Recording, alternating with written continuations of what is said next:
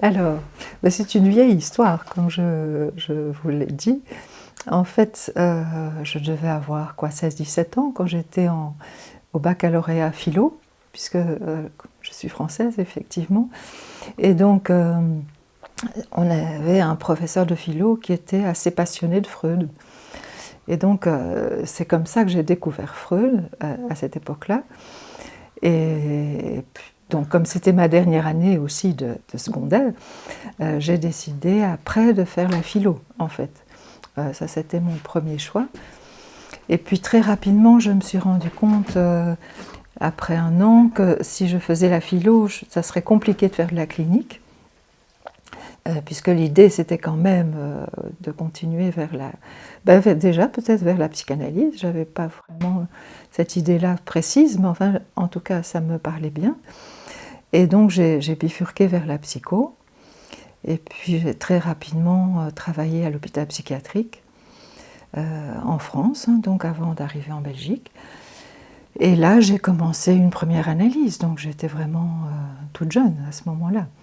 J'avais 20 ans. Donc, et donc, de là, voilà, je suis arrivée en Belgique et j'ai fait ma formation. Alors, c'est peut-être intéressant de savoir que ma première analyse, c'était une analyse lacanienne, dans le fond, parce que, bon, je ne savais pas très bien la différence. Et puis, quand je suis arrivée en Belgique, j'ai fait le tour à la société. Et voilà, je me suis installée à la société. J'ai été acceptée assez rapidement et j'avais déjà fait une analyse, donc j'ai refait une analyse qu'on appelait à l'époque didactique. Et, et je suis arrivée à la société en 76, oui c'est ça, en 1976. Donc c'est un long parcours hein, jusqu'à maintenant. Il y avait quelque chose sur le fonctionnement psychique, sur une découverte du psychisme qui m'intéressait, qui était vraiment... je sentais, à l'époque, c'était vraiment très intuitif, mais qu'il y avait là quelque chose à creuser. Et quand j'ai commencé à travailler à l'hôpital, alors ça m'a confirmé dans cette idée que j'avais sentie, je vais dire, qu'il y avait au niveau du fonctionnement psychique quelque chose que Freud apportait, que peu de théories autres apportaient, en tout cas. Et puis j'ai commencé mon analyse personnelle, donc aussi là je me suis rendu compte de pas mal de choses. Et alors comme je travaillais, finalement ça oriente quand même aussi beaucoup le parcours, puisque comme j'ai travaillé d'emblée en psychiatrie, ce qui était quand même pas si fréquent pour une psychologue à l'époque, mais j'ai continué à travailler en psychiatrie et c'est dans ce sens-là que je me suis quand même intéressée aux pathologies plus lourdes, je vais dire, dès le départ. Et puis après, ce qu'on appelle les cas difficiles, plutôt que... Donc, et au niveau clinique, même si c'était en psychiatrie, je trouvais que la pensée psychanalytique apportait beaucoup. Même si je ne faisais pas de psychanalyse, mais au niveau de l'écoute, de la compréhension, de l'ouverture, c'était quand même quelque chose qui m'apportait déjà à cette époque-là beaucoup.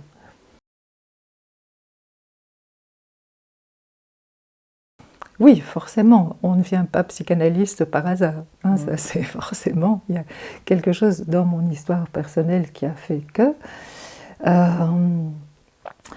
alors, bon, je pourrais dire que j'ai une famille compliquée, et pour s'y retrouver, pour s'y repérer, et que j'ai très vite eu envie de comprendre comment ça s'organisait, et de comprendre aussi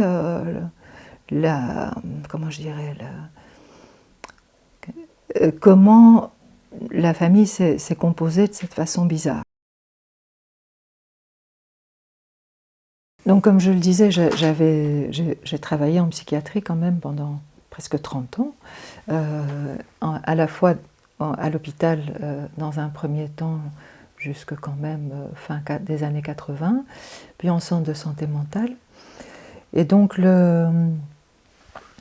j'ai forcément toujours rencontré à cette époque-là des patients assez difficiles. Et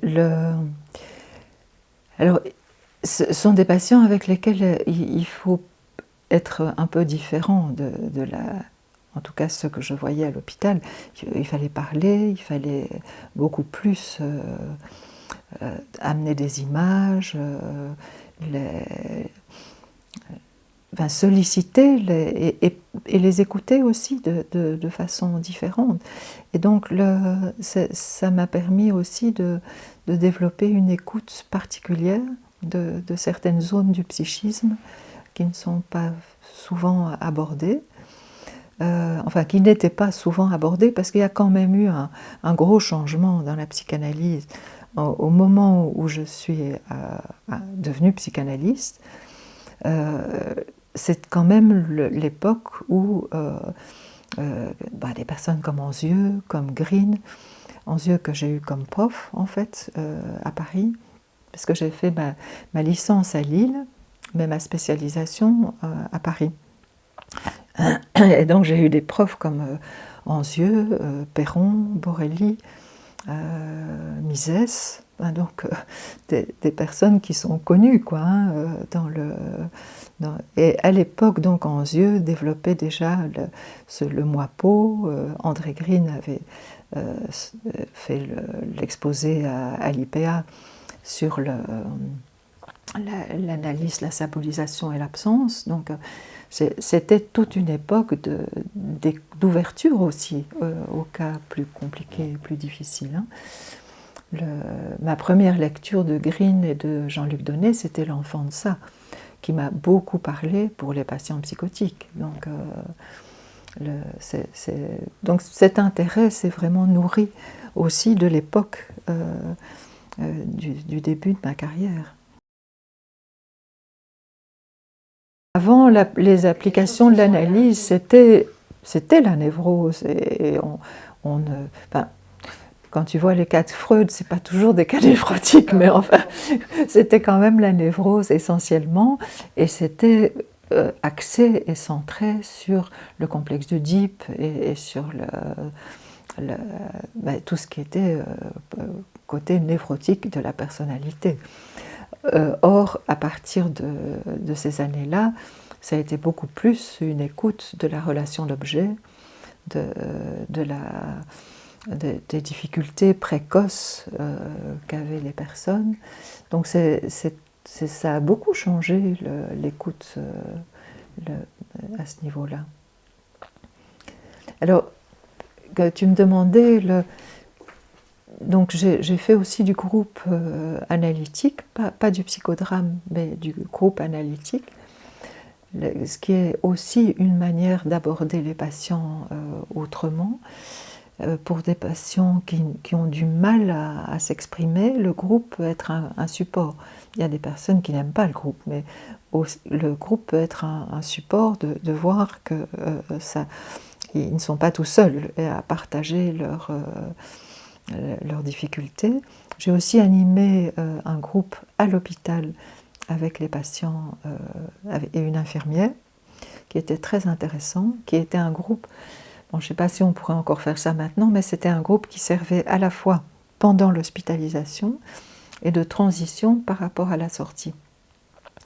Donc les patients pouvaient revenir dans ce groupe pendant un certain temps après leur sortie, ce qui leur permettait de revenir toutes les semaines à l'hôpital pendant un certain temps, en tout cas ceux qui pouvaient le faire.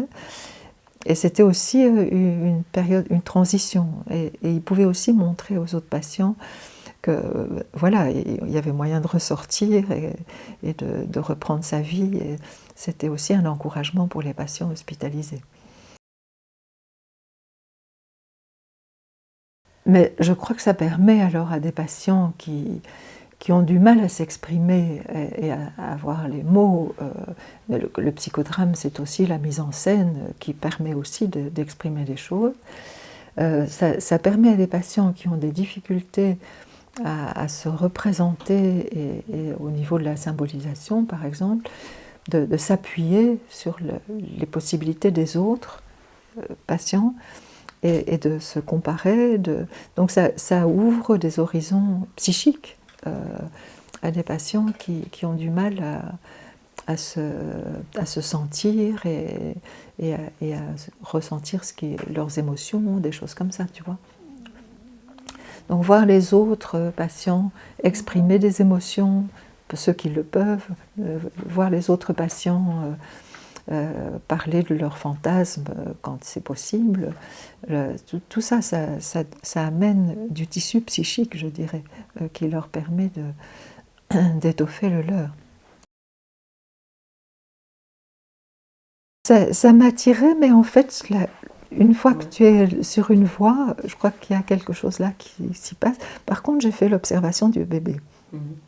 Donc ça m'a beaucoup apporté. J'ai fait l'observation du bébé pendant 2 ans, à cette époque-là. Et ça m'a énormément apporté pour le regard de voir l'enfant dans le bébé ou l'enfant dans l'adulte, en fait. Donc ça m'a beaucoup apporté, et ça, je crois que c'est quand même une expérience qu'on peut recommander quand on en a l'occasion, parce que c'est très prenant, mais ça apporte énormément. Donc avec le système des Storbik, hein, donc l'observation à la maison avec la maman et le bébé, puis le partage en groupe, les notes, enfin tout le processus, ça apporte vraiment beaucoup. Dans la formation adulte aussi, ça je trouve que c'est très important quand on peut le faire.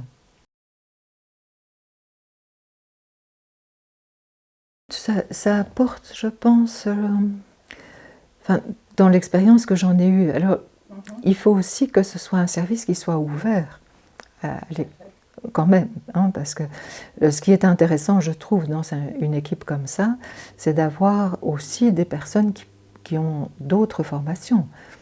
Par exemple, dans le service où je travaillais, il y avait des personnes qui avaient une formation systémique. Donc on pouvait aussi échanger sur le plan systémique et sur le plan psychanalytique.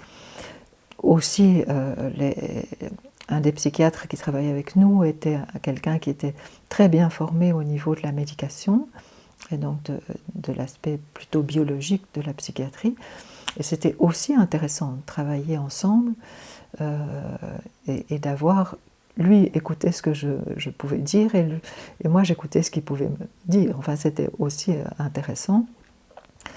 Et je pense que pour le service, le fait qu'on pouvait donner du sens à ce qui se passait pour les patients, alors que parfois les infirmières ou les autres membres de l'équipe ne comprenaient pas ce qui se passait pour les patients, c'était aussi un éclairage pour tout le monde. Hein, et alors, bon, j'ai un souvenir qui me revient, je peux vous le dire. Donc, le chef de service m'avait demandé de suivre une patiente qui était maniaco-dépressive, mais avec des cycles très courts. Et c'était très compliqué de la médiquer parce qu'elle passait d'un côté dépressif au côté maniaque très rapidement. Et donc, un jour, je vois cette patiente, donc je la voyais au centre de santé mentale alors qu'elle était hospitalisée, et je vois cette patiente, et elle était donc physiquement, je veux dire mélancolique, c'est-à-dire qu'elle était prostrée, vraiment très très très mal, et avec tout le côté dépressif de quelqu'un qui est vraiment pas bien, mais qui me dit « J'ai rêvé cette nuit d'une poule multicolore ».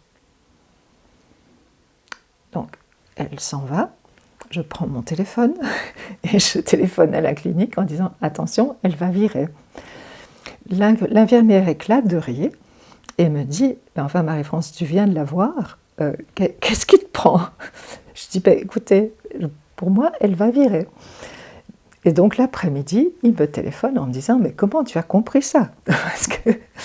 Et j'ai raconté qu'elle avait rêvé d'une poule multicolore et elle était repartie.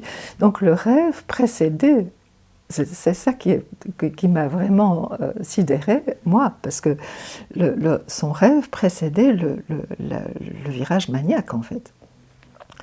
Et donc c'était vraiment intéressant, parce qu'on a pu parler de ça, qu'au niveau psychique, il y avait déjà quelque chose qui était en route, qui n'était pas visible. Franchement, je l'avais vue, donc je savais bien qu'elle était tout à fait déprimée le matin, mais qui était déjà en train de virer sur le plan psychique. Donc c'est des choses quand même qui aident à comprendre certains mécanismes chez certains patients. Hein. Ça, tout dépend en fait, parce qu'il y a des patients qui ne rêvent pas, enfin, ou qui amènent très très peu de rêves, mais qui amènent de temps en temps un rêve très intéressant, enfin très intéressant pour eux et pour l'analyste. Mais c'est quand même aussi via les rêves qu'il y a une sensibilisation pour le patient à son fonctionnement psychique pour certaines personnes. Alors il y a à l'envers des patients qui font énormément de rêves et qui bourrent un peu la séance avec des rêves, mais c'est aussi une défense. Hein, donc il faut aussi être prudent avec les rêves. Mais bon, alors la voie royale par rapport à l'inconscient, ça c'est certain. Mais il y a aussi un phénomène dans le rêve qui me... c'est un des exemples.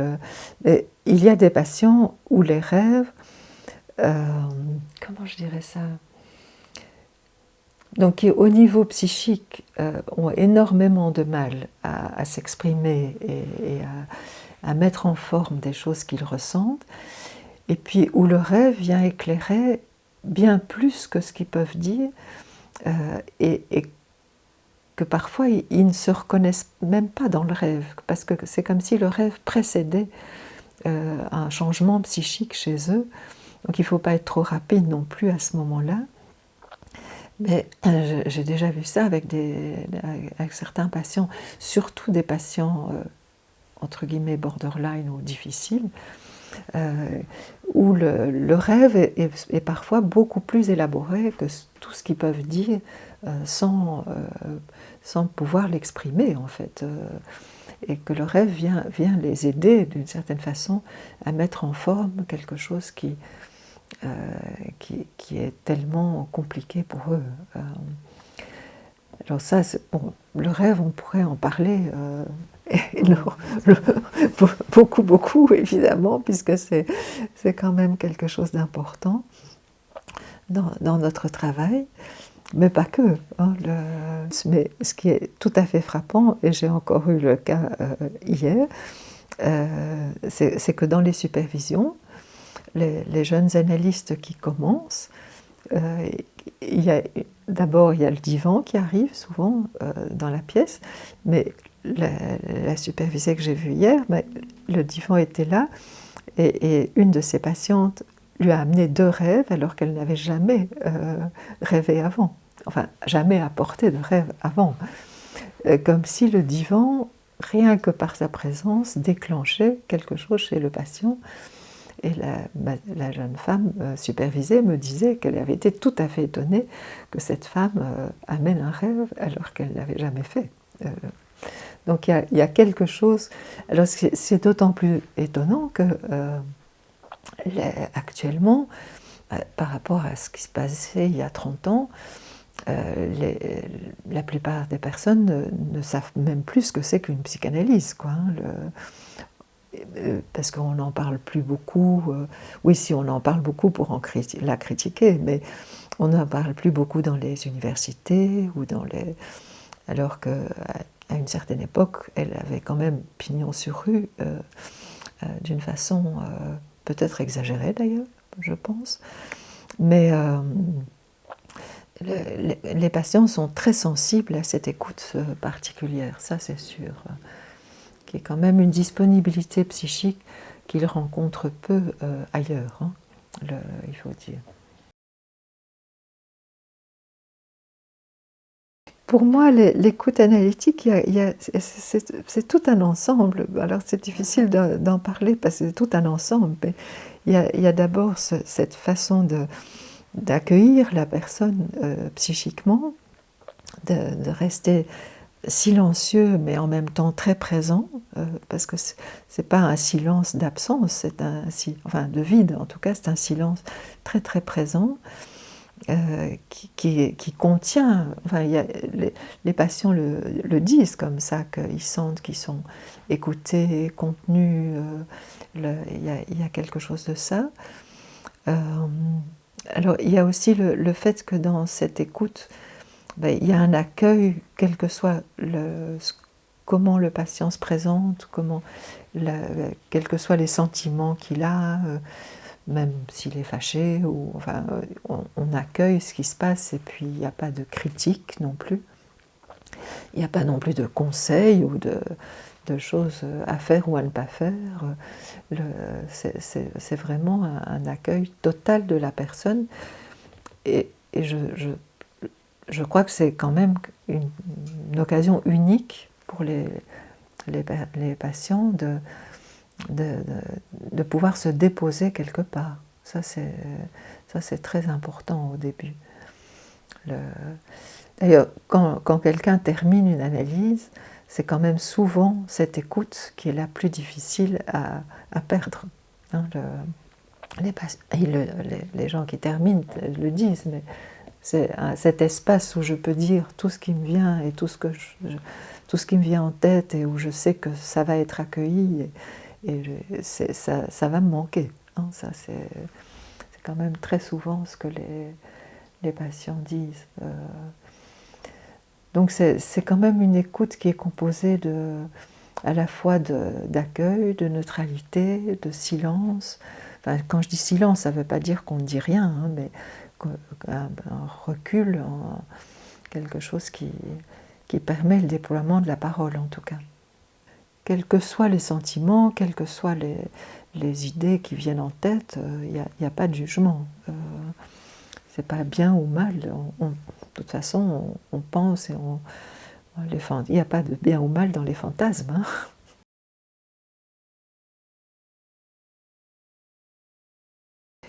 Oui, il y a des patients qui font des actings, il y a des patients qui se fâchent, qui ne viennent pas, qui s'absentent, enfin, il y a beaucoup d'imagination pour dire ce qui peut se passer dans une séance comme ça. Mais je pense qu'au bout d'un certain temps, comme le contenant, alors il y a le nombre de séances qui est important aussi, parce que si ces patients se sentent suffisamment contenus, ben, en général les actings au bout d'un certain temps diminuent. Hein, donc c'est vraiment les premiers temps où il faut tenir pour que ça soit suffisamment contenant et qu'ils se sentent suffisamment contenus. Alors les moments de vacances sont plus difficiles, mais pour certains patients, je donne par exemple mon numéro de téléphone pour les vacances, où je dis à quel moment je repasse par chez moi, enfin par ici, par la maison, où je pourrais les voir. Je leur donne la possibilité de m'envoyer des mails, enfin, je garde un lien si c'est nécessaire. Hein, tu vois, c'est des choses que je ne ferai pas avec tous les patients, mais il y en a qui ont vraiment besoin d'avoir la certitude d'avoir une continuité. Parce que c'est quand même ça, la crainte qui n'est pas que l'absence soit plutôt un vide et qu'il n'y ait plus personne. Hein, c'est un peu ça la difficulté. Et donc, alors je ne sais pas comment te dire, parce que j'ai vu beaucoup de patients en grande difficulté, mais au bout d'un certain temps, ben, ça se passait un peu comme une analyse ou une psychothérapie ordinaire, si je puis dire ça comme ça, où les actings diminuaient. Donc il y a aussi quand même tout un savoir-faire qui permet d'organiser les choses, et je vois bien ça en supervision. Quand une jeune collègue arrive avec un cas difficile, ben, souvent elle me dit ben, c'est bizarre, maintenant il n'y a plus y a plus de problème d'acting et de choses comme ça. Mais oui, parce qu'elle a mis en place quelque chose de psychique qui contenait plus, et aussi intervenir au bon niveau. Parce que si on intervient à un niveau où le patient ne se sent pas compris, ben, forcément, ça ne marche pas. Si on intervient à un niveau plus névrotique, par exemple, parce qu'on comprend les choses d'une certaine façon, mais que ce n'est pas du tout là où le patient se trouve, alors il ne se sent pas du tout entendu dans sa souffrance. Oui, moi ce que j'explique aux patients qui me posent la question, par exemple, c'est de leur dire, mais écoutez, vous me dites des choses très compliquées, si vous repartez, que vous repassez toute une semaine avec ça tout seul, ou toute seule, ben, vous allez rester avec vraiment quelque chose de difficile. Si on se revoit, si vous savez qu'on se revoit dans 2 jours, demain, ben, c'est tout à fait différent, parce qu'alors on peut porter ça ensemble. Et donc quand tu expliques les choses comme ça, les patients comprennent ça. Donc, et je crois que le nombre de séances permet au contraire d'aller de plus en profondeur chez certains patients, parce qu'il y a des patients où il faut aller plus doucement. C'est plus technique ça, mais ce que je dis là, mais et aborder les choses par petits bouts qu'ils puissent supporter. Mais pour d'autres patients, au contraire, le cadre vraiment contenant, avec plusieurs séances, leur permet de se déposer enfin et d'être écoutés.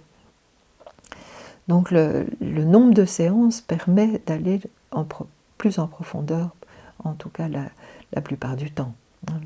De la même façon que le divan permet de se déposer autrement que quand on est en face à face. Mais pour certains patients, c'est mieux le face à face, parce que il y a une grande crainte d'être dans une position trop passive, ou de se laisser aller, parce qu'ils ont très très peur de l'intrusion, par exemple. Donc, oui, je pense que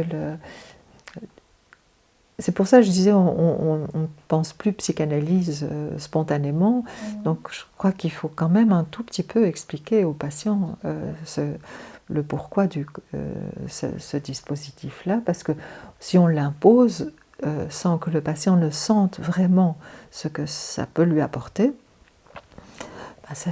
on va se heurter à un mur et ça ne va pas aller, quoi. Parce que ça c'est souvent moi personnellement je préfère alors il y a des personnes qui viennent demander une analyse, c'est de plus en plus rare quand même, mais il y a des personnes qui viennent demander une analyse, c'est pas forcément une indication d'ailleurs d'analyse, il faut pas se tromper, mais je préfère souvent faire des entretiens pendant un certain temps, que le patient sente vraiment ce que ça peut lui apporter avant de passer sur le divan. Je fais quand même pas mal de supervision d'équipe, et souvent dans des cadres, donc je ne vais pas citer l'endroit, mais dans un cadre de service fermé, j'ai fait une supervision d'équipe pendant plusieurs années, et ça c'était vraiment très très intéressant, parce que c'est pas du tout une équipe avec une écoute psychanalytique, mais quand même il m'avait demandé une supervision parce qu'il n'en sortait pas avec certains patients, et ça permet la discussion avec toute l'équipe permettait quand même de mettre du sens dans ce qui se passait pour les patients, et donc ça les aidait aussi à contenir les patients. C'était une équipe où il y avait, quand je suis arrivée, énormément d'acting très violent, à la fois sur les infirmières et à la fois sur le matériel, donc patients qui avaient mis le feu par exemple. Et après un an de supervision, il n'y avait plus d'acting. Donc c'est quand même intéressant pour les équipes de se rendre compte qu'en pensant les patients, hein, c'est parce que c'était ça qu'on faisait dans les supervisions, en pensant les patients, il y avait quelque chose qui s'apaisait dans toute l'équipe et dans les patients. Donc, ça, je crois que c'est une découverte aussi pour les personnes qui n'ont pas du tout une écoute psychanalytique, de voir que ça peut amener pour l'équipe. Alors, je pense à une autre supervision aussi d'équipe. Là, c'était un peu différent parce que c'était une équipe qui avait une écoute psychanalytique, mais différente de la nôtre, disons, et qui m'avait demandé une supervision parce que justement, il y avait des patients avec lesquels leur outil psychanalytique ne leur permettait pas de comprendre les patients. Certains patients, en tout cas. Et donc là, c'était aussi intéressant parce que j'ai pu parler d'identification projective, d'identification adhésive, donc des notions qui n'étaient pas du tout des notions qui étaient partagées psychanalytiquement par cette équipe. Et ça leur a aussi apporté autre chose au niveau de la compréhension de certains patients. Donc là, c'est intéressant parce que c'est une équipe avec une écoute psychanalytique, mais un peu différente. Et donc la théorie, c'est là où on voit aussi la place de la théorie. La théorie permet de comprendre certains volets du psychisme qui ne sont pas dans d'autres théories. Donc, d'où l'importance d'avoir quand même un arsenal théorique varié, et pas seulement Freud ou pas seulement Mélanie Klein, pas seulement Winnicott, mais avoir une écoute avec tous les registres. Parce que finalement, comment je vais dire ça simplement, chaque analyste, je parle des grands analystes, les grands théoriciens, que ce soit Freud, Lacan, Mélanie Klein, Winnicott, à part Freud qui a vraiment une vue d'ensemble, mais bon, voilà, qui est d'une certaine époque, chacun a creusé un créneau psychique, a creusé une théorie sur un des versants du psychisme. Et c'est important d'avoir cette écoute à tous les niveaux. Freud a quand même pas seulement creusé le modèle oedipien, il a creusé aussi après le narcissisme, la deuxième topique, il a creusé, à la fin de sa vie, il est arrivé vers la psychose quand même, avec le clivage, etc. Donc je pense qu'il a une vue d'ensemble, mais que sur le plan clinique, c'est plutôt l'aspect névrotique qui a été développé au départ. Et ça me paraît important. Et puis, petit à petit, mais quand même, l'apport de quelqu'un comme Mélanie Klein apporte certaines visions et Winnicott en apporte d'autres. Et je crois que c'est ça qui est important, d'avoir des théories, une connaissance approfondie de théories différentes, de ne pas vouloir rester dans un courant théorique et de s'y fier pour tout, quoi. Je ne crois pas que ça marche comme ça. Il faut s'adapter à chaque patient et adapter sa manière d'écouter. On ne pense pas on n'écoute pas avec la théorie, évidemment, mais on a quand même un sous-bassement théorique qui est là derrière et qui nous permet d'écouter aussi. On ne va pas se dire, tiens, on va faire une intervention kleinienne, ça n'a pas de sens de dire des choses comme ça. Mais on a forcément une écoute avec Olagnier parlait de théorisation flottante. On a quelque chose en arrière-fond qui nous permet d'entendre aussi des choses qu'on n'entend pas sans cette théorie. Je pense que ça, c'est quand même très très important de pouvoir accueillir les patients et les écouter là où ils sont, en fait. Là où ils sont, et pas vouloir les emmener là où ils n'ont pas forcément envie d'aller. Donc il y a des patients qui arrivent, et je pense à quelqu'un que j'ai vu il y a quelques années, et qui me disait, bon, moi je veux faire quelque chose qui va vite, parce que je ne suis pas bien, donc il faut quelque chose qui aille vite. Bon, je dois dire que quelque chose qui va vite, ça ne marche pas comme ça. Donc, mais il faut le temps que la patience ou le patient s'en rende compte que ça ne marche pas comme ça. Et puis après plusieurs mois, elle me dit, bon, alors je ne sais pas pour combien d'années j'en ai encore ici, mais je me rends compte que ça ne va pas être si simple.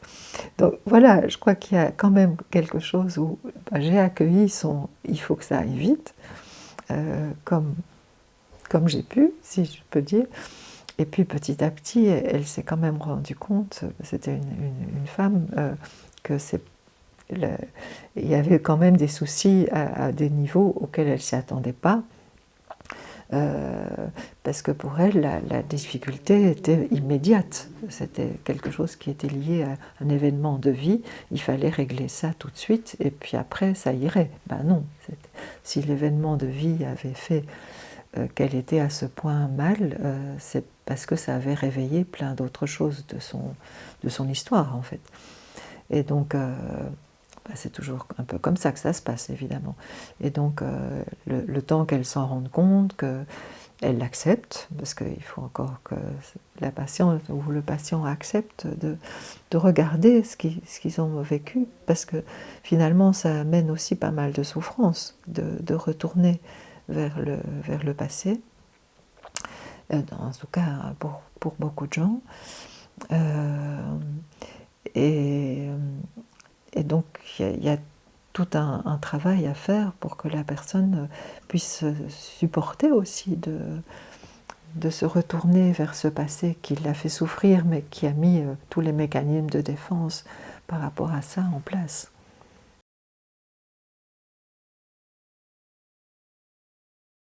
Alors, avec un aspect pervers de certains mécanismes qui ont été mis en place pour la santé mentale, justement, où les patients ont droit à 20 séances ou des choses comme ça, et ça donne l'illusion que ça doit être résolu en 20 séances. Mais rien n'est résolu en 20 séances, on peut juste colmater la brèche et encore. Et ça, c'est assez perturbant pour les patients, et ça donne une illusion que ça doit aller vite et que ça peut aller vite. Et ça, le côté politique est vraiment là-dedans, parce que ça coûte moins cher, évidemment. Enfin, l'idée, c'est une fausse idée, en fait. Parce que l'idée que ça coûte moins cher, c'est absolument faux. Parce que finalement, les patients ne vont pas mieux, et au bout du compte, ils ne travaillent pas, et ils pèsent sur la sécurité sociale. Et ils pèsent au niveau du travail, donc c'est pas du tout un gain au bout du compte. Hein. Ça, c'est vraiment voir les choses par le petit bout de la lorgnette. Parce que je pense à certains patients que j'ai suivis pendant des années, mais je pense qu'avec une séance par semaine ou une séance tous les 15 jours, ça leur a évité pendant des années, et puis après plus du tout, parce qu'ils n'ont plus du tout été hospitalisés, mais ça leur a évité des hospitalisations en psychiatrie qui coûtent quand même très cher, et c'était simplement une séance par semaine ou une séance tous les 15 jours. Donc c'est vraiment des économies de bout de chandelle. Hein. Quand on fait le pendant de l'autre côté, on se rend compte que les politiques ne comprennent pas ça du tout, et que ça, c'est un vrai problème. Et Dieu sait si on y a, on y a mis de l'énergie, mais bon, voilà, il y a une espèce de méconnaissance du psychisme, ça c'est déjà une chose, du côté des politiques, d'une méconnaissance du psychisme, mais peut-être aussi de pas envie de connaître, hein, parce que quand même, on se dit, je ne vais pas être méchante avec certains, mais il y en a certains qui ont l'air un peu obtus quand même. Il y a ça, et puis il y a aussi le fait que ils pensent qu'au fait que ça fasse entre guillemets des économies entre guillemets immédiates, ce qui est absolument faux. Mais enfin, ça, ils n'ont pas l'air de vouloir écouter. Le- donc, je ne sais pas ce qui pourrait permettre de... Alors, il y a eu toute une époque quand même où c'était pas comme ça, parce que la mise en place des centres de santé mentale à un moment donné, en Belgique, la mise en place de la sectorisation en France a permis quand même le développement d'endroits où les personnes pouvaient se faire soigner vraiment et avec un coût relativement minime, parce que finalement les centres de santé mentale ne coûtent pas si cher que ça, contrairement aux hospitalisations. Mais avec une... c'est vraiment battu en brèche actuellement. Hein, il y en a peu qui sont créés de nouveau, alors qu'il y a une demande énorme au niveau de la santé mentale. Alors tout le monde crie il faut développer des choses en santé mentale, mais il n'y a pas de sous. Donc il y a quelque chose qui tient pas la route. Hein. Oui, oui, là c'est clair. Bon, alors vous savez que j'ai fait beaucoup de formations, un peu à différents niveaux. Alors j'ai vraiment beaucoup aimé de faire la formation quand je travaillais encore à l'hôpital et en centre de santé mentale, parce que je voyais les stagiaires psychologues, les stagiaires du 3e cycle qui faisaient une formation à la psychothérapie, et aussi les jeunes psychiatres. Donc je faisais des supervisions avec eux. Donc ça, c'est vraiment les tout débuts. Et c'est un peu ça que je retrouve dans les séminaires du mercredi, puisque quand j'ai mis en place les séminaires du mercredi à la Société, c'est quand même avec cette idée qu'on s'adressait aux plus jeunes. Et il y a des plus jeunes qui viennent, donc ça c'est vraiment... tu étais là au dernier séminaire, tu as vu qu'il y avait des jeunes qui posaient des questions, et des questions intéressantes dans la salle, donc ça c'est un vrai plaisir, parce que je crois qu'il y a vraiment une demande, parce que ce qu'ils disent, les plus jeunes qui commencent à travailler, c'est qu'on ne leur a pas donné les outils pour comprendre les patients. Parce qu'on leur donne des outils qui sont finalement, pour les psychiatres, des outils médicamenteux, et pas beaucoup de réflexion sur le psychisme. Et les psychologues, de plus en plus, c'est du côté du comportementalisme, et donc ils arrivent avec les patients, et puis les patients, ça ne marche pas comme ça. Ils ne sont pas aussi dociles qu'on l'avait imaginé, ou alors on leur fait faire des choses, et puis ils ne comprennent pas à quoi ça sert. Donc, et après 20 séances, les patients ne sont toujours pas mieux. Donc, ils cherchent quand même. Il y a une vraie demande, je pense, du côté des jeunes pour la formation, pour peut-être pas forcément au départ la formation psychanalytique, mais avoir des outils pour penser les patients. Je crois que c'est vraiment ça qu'ils cherchent, ces outils pour penser les patients. Donc, je crois que l'analyse, enfin la théorie, l'écoute leur permet d'avoir ces outils au départ. Forcément, la souffrance des patients a un écho chez eux. On ne choisit pas ce métier, comme je le disais au début, par hasard. Donc on le choisit aussi parce qu'on a chacun son histoire et qu'on a envie de la comprendre aussi. Hein. Alors on peut s'en défendre, mais quand même, derrière ça, il y a quand même toujours cette envie de se comprendre d'abord et d'essayer de comprendre les patients.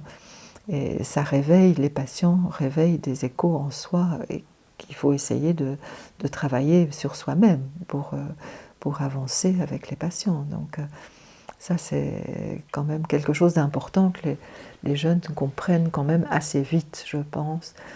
Et combien c'est important d'avoir fait un travail personnel pour aborder les patients et ne pas amener leurs propres problèmes dans les patients.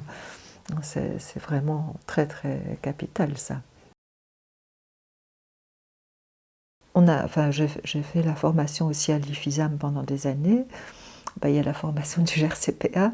Je crois qu'il y a quand même à rester très présent dans des formations en tant qu'analyste, dans des formations destinées à des jeunes qui débutent dans la profession, et parfois même adapter la formation, parce que je pense que les jeunes qui arrivent maintenant en formation ont beaucoup moins de base que ceux qui arrivaient il y a 20 ans ou il y a 30 ans. Donc ça aussi c'est un problème, parce qu'il faut aussi s'adapter au changement de la jeune génération, je dirais, qui a moins les outils, qu'on leur a moins fourni d'outils à l'université, en fait. Enfin, ça dépend un peu des universités, mais enfin quand même, il y a de moins en moins, je crois. Et en médecine, particulièrement en psychiatrie, ça peut être assez catastrophique. Hein, donc, parce que c'est vrai, ce que tu dis, les échelles, le DSM 4, 5 ou 6, je ne sais plus où ils en sont, mais ça rétrécit l'intérêt pour la psychiatrie par rapport à ce que c'était avec le développement de la pensée psychiatrique, même la finesse de la psychiatrie française, par exemple. Ça a complètement disparu, malheureusement.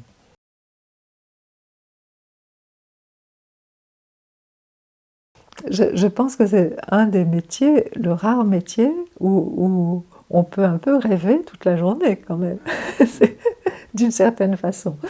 Ça c'est déjà un plaisir. Et puis quand même de découvrir pour chaque personne la richesse du fonctionnement psychique, et les potentialités des personnes. Et quand tu vois l'éveil de certaines personnes à leur psychisme, ça c'est un vrai bonheur, quoi. Au progrès, alors il y a des côtés qui sont beaucoup moins sympathiques, hein, il faut bien le dire quand même aussi, quand il y a des moments entiers où pendant des semaines ça stagne et la personne râle ou de vous hégémonie, ça n'est quand même pas spécialement agréable, mais à d'autres moments, c'est quand même des moments d'avancée, des moments où tout d'un coup tu vois la personne qui s'éveille à tout un pan de son psychisme. Ça c'est vraiment très très chouette à vivre. Enfin, c'est un peu dur à dire, mais on n'est pas là pour consoler non plus, pour dire mon Dieu, mon pauvre monsieur, ma pauvre madame. On n'est pas là pour réparer, même si on répare sans vouloir réparer, parce que quand même, c'est pas le but, mais quand même il y a une réparation. C'est plutôt de permettre à la personne de se découvrir et de découvrir ses propres capacités à se penser, hein, parce que c'est pas si évident que ça pour certaines personnes, et ses propres capacités de revoir son histoire et de revoir comment elle s'est construite finalement, et avec les peines et les douleurs, mais aussi les aspects positifs. Ça c'est quand même... C'est quelque chose, je dévie encore, c'est quelque chose qui est assez frappant, parce que la plupart du temps, les patients arrivent avec l'idée que l'inconscient, c'est vraiment des choses mauvaises à l'intérieur. Et puis en fait, non, il y a des choses qui ne sont pas très agréables dans l'inconscient, évidemment, mais il y a aussi des potentialités énormes qui sont cachées, et qui sont inconscientes parce qu'on les a refoulées par peur de certaines choses. Donc, et quand les patients peuvent découvrir que cet inconscient, finalement, ça peut aussi être un ami, et pas seulement quelque chose à combattre, je crois qu'il y a vraiment une avancée très importante. Ça fait aussi partie des plaisirs, tu vois, du travail. Non, je repensais à un patient, je l'ai évoqué dans le séminaire sur l'écoute, un patient qui était arrivé en me disant que il voulait bien faire une analyse, mais il n'avait pas d'inconscient. C'est un peu compliqué de faire une analyse quand on n'a pas d'inconscient. Bon, au bout d'un certain temps, il s'est rendu compte quand même qu'il avait un inconscient. parce qu'il a fait un oubli. Mais alors pendant très longtemps, c'était, oui, bon d'accord, c'est un inconscient. Mais à ce point-là, que ça soit inconscient à ce point-là, et c'est le même patient qui avait cette idée qu'une vraie relation devait être une relation, tu vois, les cercles d'ensemble. Une bonne relation, c'était les deux cercles l'un sur l'autre, exactement les mêmes. Alors évidemment, c'est pas comme ça que ça marche dans la vie. Donc il a fallu apprendre à décoller un peu les cercles, à ce qui se touche, à ce qui se entrecroise, mais qui est aussi qu'à certains moments, ils ne soient pas du tout ensemble. Et alors, c'était aussi à ce moment-là, oui, mais on n'est pas pareil, mais à ce point-là, est-ce que c'est possible? Donc ça montre aussi, enfin bon, ça sont des images qui montrent aussi comment les patients voient les choses, et aussi comment ça peut se construire petit à petit, l'altérité en fait. Pour mettre des mots savants sur ce genre de choses, c'est que l'altérité est là, mais ça ne veut pas dire qu'on est tout seul dans la vie et que l'autre, parce qu'il est différent, il ne vous aime pas. Enfin, c'est toutes ces choses-là qui sont à découvrir pour certaines personnes, surtout quand elles ont eu des traumatismes d'enfants, où elles se sont senties tellement mal comprises, parce que finalement c'est ça le résultat, hein, c'est que on veut être tout à fait pareil pour être sûr d'être compris, mais c'est pas comme ça que ça marche. Ah oui, oui, oui, mais ça c'était justement après que j'ai terminé de travailler à l'hôpital. J'ai terminé en 98, et vers 2001-2002, je crois, il se fait que je connaissais la directrice du centre Fait d'Asile qui est à Rixensart. Un jour, elle m'a interpellée en me disant « Écoutez, est-ce que vous ne voudriez pas travailler avec nous, parce qu'on aimerait bien travailler avec des psychologues qui ne sont pas au centre, mais à l'extérieur du centre ». Donc j'ai travaillé avec l'équipe de Fait d'Asile ici à Rixensart de 2002 à 2015, quelque chose comme ça, quand même quelques années. Un peu plus de 10 ans, hein, effectivement. Et là, j'ai trouvé que c'était vraiment... donc je recevais les patients ici, donc ils venaient ici en privé, parce que voilà, moi, me déplacer, c'était quand même compliqué avec les horaires. Mais alors, une fois par mois, une fois tous les 2 mois, je discutais avec l'équipe de Fait d'Asile, l'équipe médicale, entre guillemets, qui était essentiellement des infirmières et un ou deux médecins traitants. Et c'était quand même... et l'assistante sociale. Donc c'était... Bon, je ne racontais pas ce que les patients me disaient, évidemment, mais ça leur permettait aussi de comprendre un peu le contexte. Et donc moi, je me suis vraiment... Je crois que pour moi, la psychanalyse, c'est quand même aussi un engagement politique, d'une certaine façon. Donc ça me permettait aussi de comprendre le contexte. Et je travaillais aussi avec les traducteurs. Donc, ce qui permettait, bon, la plupart du temps, aux patients de parler leur langue, ce qui était aussi très important pour eux. Et donc j'ai appris à travailler avec des traducteurs, ce qui n'est pas très simple non plus, mais enfin c'est intéressant aussi, hein, de travailler comme ça. Alors malheureusement, c'est un travail pour les équipes sur place extrêmement dur. C'est quand même des patients qui ont subi de gros traumatismes. Et il y a beaucoup de turnover dans les équipes. Et donc chaque fois, j'ai eu la chance d'avoir le turnover, mais que quelqu'un reste de l'équipe précédente, donc qui faisait le relais pour que je puisse travailler avec les autres qui arrivaient. Et puis alors en 2015, il y a eu vraiment un afflux de réfugiés, 2015-2016, avec la Syrie en particulier. Et là, il y a eu un moment où toute l'équipe a changé en très peu de temps, et je n'avais plus aucun contact avec l'équipe.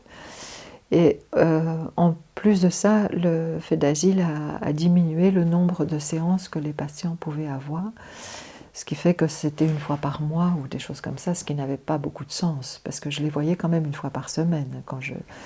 J'en voyais pas beaucoup à la fois, mais je les voyais une fois par semaine. Et donc à ce moment-là, j'ai arrêté de travailler avec eux. Bon, et j'ai pris un relais sur un engagement avec les réfugiés, mais autrement, plus privé, je dirais.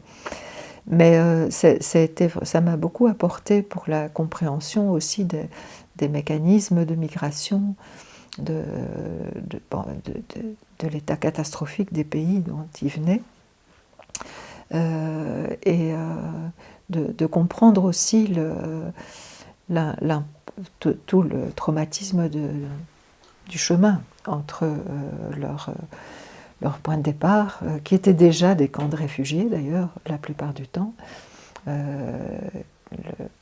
quel que soit le pays d'où ils venaient, et puis bon, tout ce chemin qui est tellement difficile, et l'accueil quand même plus que mitigé quand ils arrivent en Europe, alors, et la déception que ça leur procure de voir que ces pays qui étaient pour eux quelque chose qui allait pouvoir enfin les aider, ne les accueillaient que pas du tout pour certains pays, et vraiment parcimonieusement à d'autres endroits, quoi. Donc, et alors, ce que j'ai mis assez fort en évidence aussi, c'est les deux temps du travail. Parce qu'il y a le premier temps qui était vraiment essayer de les aider dans tout ce qu'ils avaient traversé. Hein, ça, c'était quand même une chose. Mais alors après, comme ils ne recevaient pas de réponse, ce deuxième temps où ils attendent la réponse et où elle ne vient pas, et qui est un temps de dépression vraiment très très importante, parce qu'ils ne savent pas s'ils vont être acceptés ou pas, et parfois ça dure 1 an, 2 ans, 3 ans, et c'est vraiment désespérant, surtout pour les hommes, parce que les femmes en général trouvent plus à s'occuper. Mais les hommes se sentent complètement inutiles, et c'est vraiment très très compliqué pour eux. Les femmes peuvent s'occuper, soit elles arrivent avec leurs enfants, soit elles peuvent s'occuper dans la maison, tandis que les hommes, ils peuvent faire un peu de ménage, mais c'est pas vraiment des choses valorisantes, quoi, hein. Après, ils peuvent travailler, mais il faut qu'ils aient déjà un minimum de papier pour travailler. Donc ça, c'est... Et alors, il y avait une autre partie du travail qui était, alors là, très très dure. Ce sont les MENA, donc les mineurs non accompagnés, mais ici avec une spécificité qui est le fait que c'était les MENA enceintes, enceintes de viol, de mariage forcé, de choses assez terribles. Et donc avec aussi des enfants, tout en étant elles-mêmes des enfants, en allant à l'école, hein. Donc ce sont des situations très compliquées. Et là, finalement, ils ont engagé une psychologue sur place, parce que c'était quand même trop difficile. Et il y avait trop de demandes. Je ne pouvais pas absorber toutes les demandes, évidemment. Et pour beaucoup de psychologues, ils avaient essayé de travailler avec d'autres personnes, mais peut-être que là, justement, le fait d'avoir travaillé en psychiatrie et d'avoir travaillé dans des équipes me donnait une certaine souplesse avec ces patients. Je les accueillais comme ils arrivaient, quoi, hein. Je repense à une dame africaine qui s'asseyait sur le divan en tailleur avec son bébé au milieu de ses jambes. Et elle était très confortable sur le divan. Et bon, voilà, quoi, elle était très confortable sur le divan, c'était très bien. Donc, il fallait aussi avoir cette disponibilité. Voilà, c'est comme ça, c'est pas si grave que le divan ne soit pas utilisé comme il doit l'être, mais comme elle le souhaite, quoi, hein, Mais on revient au rêve, dans le fond, parce que cette jeune femme, elle était venue, donc elle avait quoi, 17 ans. Elle avait été mariée de force à un homme qui avait certainement 30 ans, si pas plus qu'elle. Et elle avait une petite fille. Et quand quand la petite fille a eu 2 ou 3 ans, elle a décidé de fuir parce qu'elle ne voulait pas que la petite fille soit excisée. Et quand elle est arrivée ici, en fait, elle était enceinte. Donc elle est arrivée ici en ayant traversé tout ce qu'elle a traversé avec une petite gamine qui avait 2 ans et demi, 3 ans, et enceinte d'un bébé, et elle a accouché prématurément à cause du trajet et tout ça. Et donc, et elle faisait des cauchemars toutes les nuits. Et alors son inquiétude, on revient aux rêves et à l'importance des rêves, c'était que les cauchemars allaient abîmer le bébé. Parce que si elle faisait des cauchemars, son bébé le sentirait et il ne serait pas bien. Et donc elle était dans un état d'angoisse terrible par rapport à son bébé, parce que ça allait abîmer son bébé. Donc l'importance des rêves aussi, mais dans cette culture-là, qui était quand même aussi un peu différente, un peu avec une pensée animique, que ça allait directement impacter son bébé.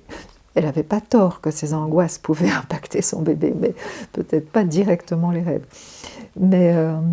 Et donc je l'ai vue pendant un certain temps, et donc les rêves se sont... elle a moins fait de cauchemars, elle a plutôt fait des... Et puis ce bébé était magnifique, et tout à fait calme et très très chouette.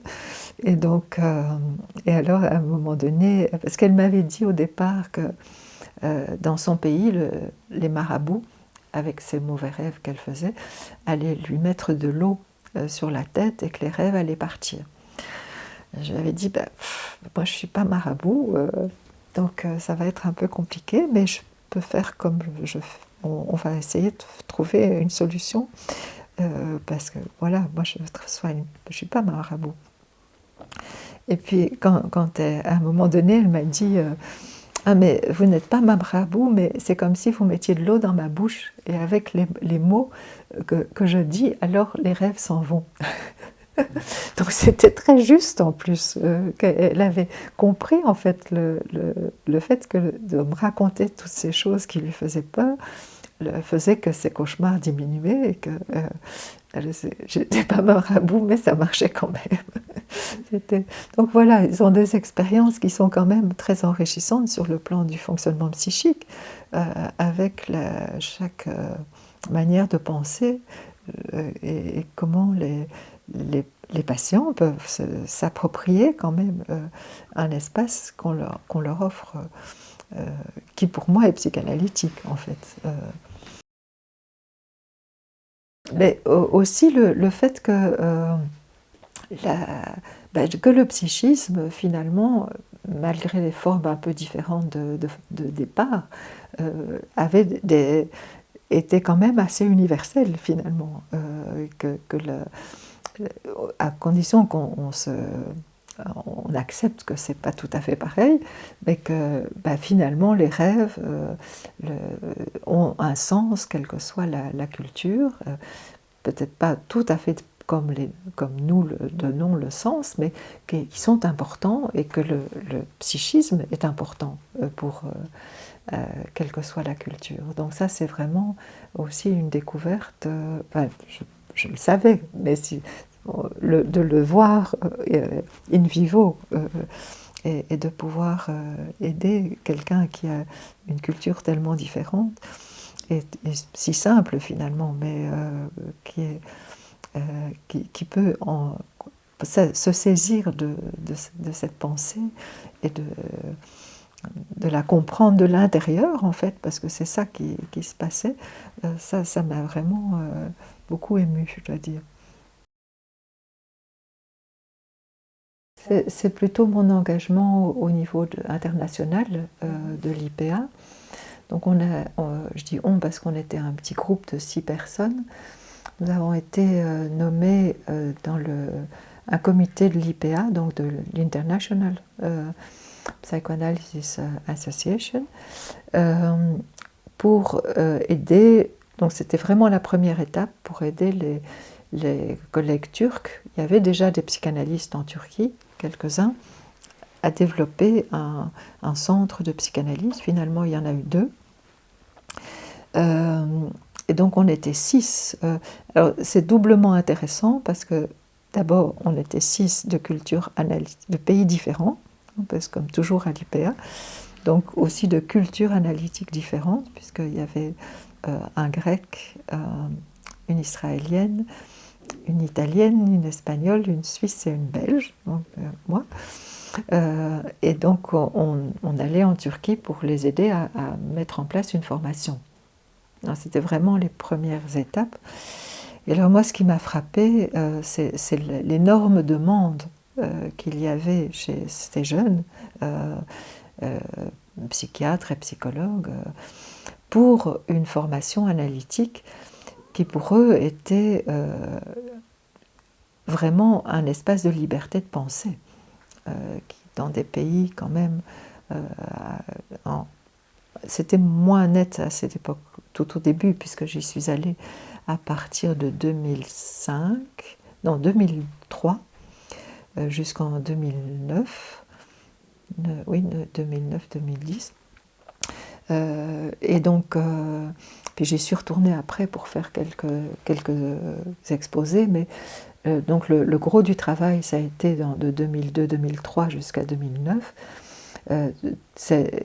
La pression actuelle et le retour un peu en arrière quand même de la Turquie n'avait pas encore vraiment commencé. Mais combien la psychanalyse, avec ce qu'elle apportait comme possibilité de liberté de pensée, a été on a une attente énorme chez eux, et combien ça les passionnait, mais en même temps on sentait que pour eux c'était très important au niveau personnel, pas seulement pour les patients, mais au niveau personnel. Et je pense que ça continue, hein, il y a une demande très très importante à ce niveau-là. Au Liban, c'est un peu différent parce que la psychanalyse a vraiment sa place depuis plusieurs années, mais c'est plutôt les circonstances de guerre qui font que c'est tellement compliqué de l'exercer, et les problèmes internes du Liban qui font que c'est tellement compliqué d'exercer la psychanalyse au Liban actuellement. Et alors la liberté de penser, c'est quand même pas par hasard que dans des pays que la psychanalyse a été interdite ou persécutée dans certains pays, avec la dictature en fait, tout ce qui a été... et je pense que actuellement la liberté de penser est menacée quand même dans beaucoup de pays du monde, y compris dans des pays qu'on pourrait estimer libéraux, aux États-Unis par exemple, hein, sans entrer dans des considérations politiques. Mais on voit bien à quel point cette liberté de penser est menacée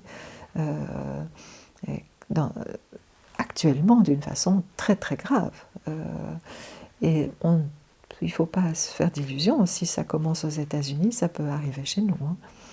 Donc je crois que là, il y a vraiment, pour moi, il y a vraiment quelque chose de la psychanalyse qui est très importante pour rester un bastion, je dirais, de cette possibilité de penser et de cette liberté de penser. Oui, oui, oui. Moi, je pense que c'est un engagement politique dans la mesure où, justement, c'est quand même pour donner à chaque patient le plus de liberté intérieure possible qu'on pratique la psychanalyse ou un traitement que ce soit du psychodrame ou que ce soit une psychothérapie, mais qu'on essaye quand même de donner à chaque patient un maximum de liberté intérieure. Donc c'est quand même aussi une position politique, hein, parce que actuellement... Alors oui, j'ai beaucoup écrit, mais aussi sur les cas difficiles, entre guillemets. L'idée, c'est quand même d'aider... c'est pour les personnes qui lisent les articles, de voir qu'on peut aborder des cas extrêmement différents et pouvoir quand même ouvrir un espace psychique chez des patients très différents. Donc il y a par exemple le patient dont j'ai parlé au moment du congrès du CPLF en 2002, donc, qui était sur l'interprétation, mais où j'ai quand même parlé d'un cas d'un patient autour de l'interprétation. C'est un des exemples, hein, qui est un exemple assez frappant de comment amener un patient qui est très loin d'une pensée psychanalytique, qui a vécu quand même dans un pays où il y avait la dictature, quand il était enfant, à aborder son monde interne et son monde psychique qui était peuplé de dictature, je vais dire, pour dire les choses simplement, c'est-à-dire de règles et de rigidités internes. Donc et comment, en faisant, en l'aidant à avoir un tissu psychique, on a pu travailler et ouvrir un autre monde à l'intérieur de lui. Donc c'est un des exemples que je peux donner. Sinon, j'ai travaillé aussi sur la neutralité, sur le corps.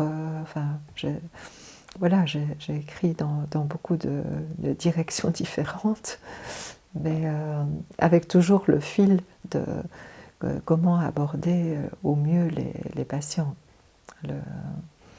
Et dans l'article sur la neutralité, alors ça, c'est plus intéressant de...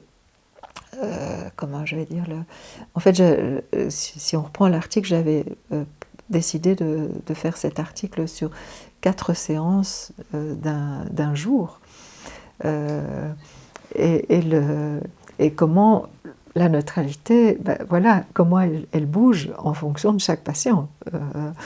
Et donc, cette journée, il y avait une patiente, disons, plutôt névrotique, une patiente un peu borderline, un adolescent avec son nombril à l'air et sa casquette sur la tête, et puis une supervision. Et comment l'analyste est à la fois neutre chaque fois et chaque fois différent, en fait, en fonction des patients. Et donc,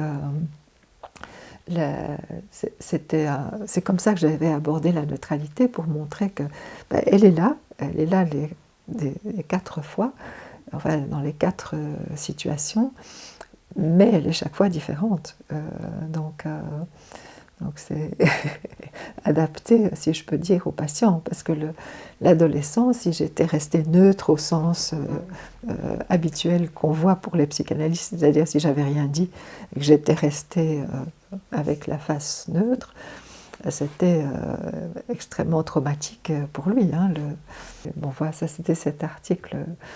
Et comment on est à la fois pareil, parce que voilà, moi je suis toujours moi, mais comment je suis différente et adaptée à chaque patient, et même à la superviser, parce que là, c'était aussi une question de neutralité chez la supervisée, qui avait du mal par rapport aux vacances du patient, parce qu'elle n'aimait pas reconnaître sa dépendance. Donc, ce qu'on a travaillé ensemble, et puis qu'elle a pu reprendre avec le patient la fois suivante. Donc voilà, ça fait aussi du travail au niveau de la formation. Parce que je crois que chaque patient ressent, même s'il n'est pas du tout psy, c'est pas comment l'analyse l'a aidé, et puis peut aussi se transformer par rapport à ses enfants, à sa famille. Ça continue, quoi. C'est pas rare d'entendre quelqu'un dire je viens parce que j'ai pas envie de répéter ce que... si quelqu'un arrive déjà avec cette demande-là, c'est qu'il est déjà un peu loin, mais à un moment donné, c'est là. Autrement, il y a des personnes qui arrivent en disant je me rends compte que je suis en train de répéter comment ma mère était avec moi ou comment mon père était avec moi, et j'ai pas envie que ça continue. Donc ça, c'est déjà une demande élaborée quand même. Mais il y a des patients qui s'en rendent compte en cours de route. Mais comment ça se fait que je ressemble tellement à mon père, à ma mère, à ma tante, alors que justement je ne voulais pas leur ressembler. L'identification, ça existe, et la répétition, ça existe malheureusement. Et donc comment ils peuvent aussi ouvrir une brèche dans cette transmission. Parce que justement, on parlait de littérature. Moi, ça me frappe qu'actuellement, il y ait tellement de livres sur comment l'histoire de la personne vient impacter leur, leur histoire actuelle et toutes les questions que ça pose. Et c'est très frappant, je crois. J'ai entendu plusieurs émissions avec des questions de ce genre. Bah, ça a toujours existé, mais je trouve que pour le moment, il y a beaucoup de choses comme ça qui sortent en librairie.